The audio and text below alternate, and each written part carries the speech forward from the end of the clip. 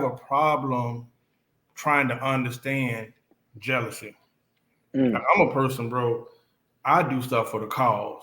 You know what I mean? mm-hmm, And when I hear, when I can identify somebody that I love, somebody I would die for, I'm close to, once I do mm-hmm, discern or see that they have jealousy in them for mm, me, mm. man, it's disheartening. You know what I Yeah. mean? And it's tough to fathom because I've had people. I had a friend that was with me almost every day, and God started making me see the darkness. Like this person really didn't like you. This person's gonna kill me, and it ended up being revealed like this person couldn't stand me, but it kept me near for opportunity. Yeah. And it was amazing to me because I had a fight one day in the streets with somebody who was a known killer, and I couldn't understand why he hated me so much until we had a conversation later. And what bothered me about the jealousy was the things that he hated me for were the things that he could achieve. Like everything he talked about were the same things that if he actually put effort into, he could have, you Yeah. know. And it seems so small to me, the mind of that. You know, Yeah. my partner told me like, "Yeah, bro, I see you. You know, with you and your kid's mother, man. You going to work every day, blah blah blah." And I'm like, "Bro, you hate me for that?" That same brother, I got him a job at a concrete place, making more than I was making. Brother worked there for a week and a half, and ended up quitting. Then he got arrested for murder. Bro, jealousy. I don't comprehend it. What does that Bible say about jealousy, man? Because it's for a person that loves people, it's hard to grasp that somebody could be jealous of you and they ignore all the things you've been through, all the hard work you didn't put into yourself, or even the fact that like they never take time to ask you about your journey. Mm. But so one of the Ten Commandments says that you shouldn't covet your neighbor, right? And one of the things that covet is, you want something that somebody else has. Mm-hmm. This is what jealousy is. It's a sense of resentment, bitterness over something that somebody else has. And at the end of the day, uh, I just got finished talking about this about the science of impartation in our Bible studies. And impartation is the transferring of spiritual things, spiritual concepts. Impartation can take place with you and I just sitting here conversating. It takes place when you're in proximity with somebody. This is why you can be near a female or a male, and that person may be angry all the time, and you come away and you wonder why you mad for some reason because there was a level of impartation that took place. And so, a lot of times, what we don't understand is that the way that we were meant to be, God placed us in the garden or your garden to be tilled. We were born to be relational, right? We were made to be relational. This is why God said it's not good for man to be alone. He wasn't just talking about a female being there or just having animals to name and trees and stuff to name. We were made to be relational.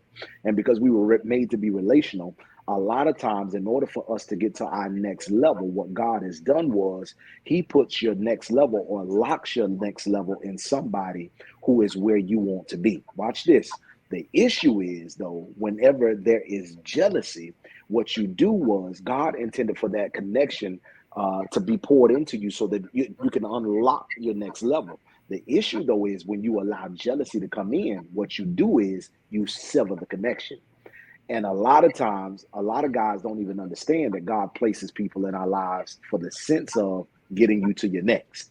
Mentorship, we call this mentorship. We call this spiritual fathers and spiritual mothers. We do things like that. My homeboy, who is successful in his own right, maybe God has him around to show you or to impart in you some different things for you to achieve another level of success. But when we allow that bitterness, that resentment to get into our lives, for the fact that they have something that we don't have, we have to look at it in the sense as this. If God is on their street, He has my address. Are you hearing me? And, and, Mm-hmm. and that means if He did it for them, He can do it for me. The question is, do I have the patience to wait it out for when it's my turn? A lot of people don't understand it might be your time, but it might not be your turn. And there's a difference. And a lot of times we go in an untimely fashion right? Or when it's not our turn, then we get premature blessings. And when premature blessings come, most of the time they are not permanent blessings. You get something that lasts for a moment because you forced it, you put your hand on it, and it wasn't what or how God had designed it to be. And so what happens is we get something in our hands and we easily use it.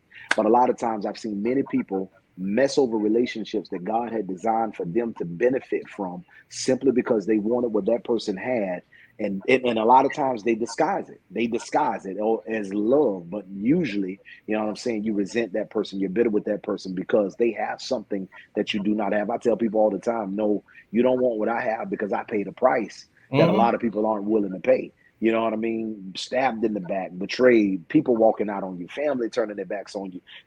These are things that come with where you are in life at times. And don't get me wrong. Don't get me wrong.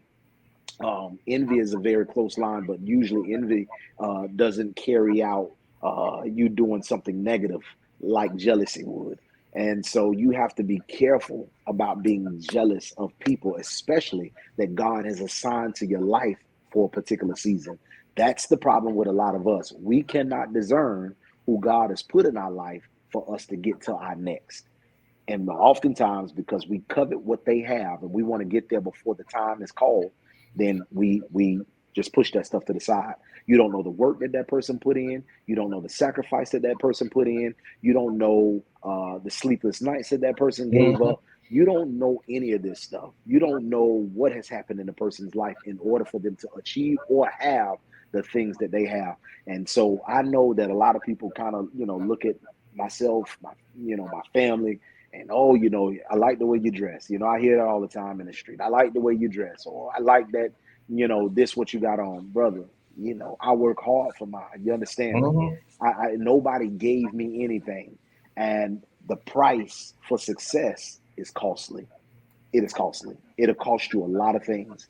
The question is, are you willing to sacrifice it? Brother, I always tell people, my shoes are my shoes. I ain't never wanted to wear anybody else's shoes. These are Yes, my sir. shoes. So I even Yes, hate sir. that statement. I wish I was in your shoes. No, these shoes were meant for me. For me, And yes, your sir. shoes could do the same thing. We got the same feet. And Yeah. even with the podcast, like people don't understand, bro, I'm up at 6 a.m.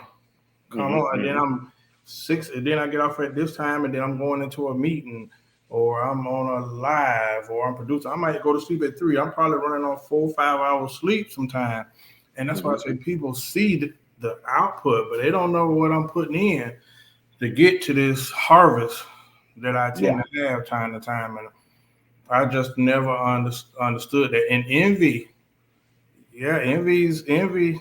I think I heard somebody say like envy is worse because envy usually comes from that person near you. Well, I mean, envy is associated with green eyes, but you know what? Either which way, I've experienced so much of it up until this point in my life that it's a little bit easier now in this season of my life to kind of overlook that stuff because I've gone through it and did not know why. The thing about it was when I was a young kid, I used to have dreams all the time about dogs biting me, man. And it wasn't until I got older that I realized that dreams are symbolisms, right? That's Mhm. God sometimes talking to you as well. Now, I didn't say all dreams. I didn't say that. But that's God talking to you as well. And man, it wasn't until I got older that we call dogs man's best friend. Yeah. And it wasn't until I got older that I realized the betrayal. God was showing me that it was coming before it got there. And every time I got bit by a dog in a dream, it was always a friend turning it back on me when I was a young boy every single time. Just stupid stuff, man. I want running fast like you, or you got more girls than me, that kind of thing. You know what I'm saying? I'm like, dude, what are you doing? Hmm. Like yo, like for real. But betrayal, jealousy, envy, these are real bad things to have and can put you in a real tight spot because at the end of the day, you being jealous of somebody, all it does is keep you up at night. Hmm. On the other hand, if I could give um, a hookup for somebody that has been experiencing jealousy here on the line, I'm gonna say it like this: don't hate your haters, because that's what we attach jealousy to, a hater, right? I'm gonna say this: don't hate your hater because they're the first in line to acknowledge that you're better than them. Are Wow. you hearing me? They're the first ones in line to say, you know what, that person better than me. At the end of the day, what they are saying is their jealousy is a sign that you have value and that you have worth. Let me say this to you that's experiencing all the jealousy. Live up to their expectation. Don't let them down. Man, listen, that was pretty much where I knew you was gonna go at, man. I said this to you before, man. It ain't by coincidence, man, bro. You are a very special individual. One of the hardest Man, things thank in you, sir. life is us or people like yourself accepting and seeing, like, yeah, I might be a little.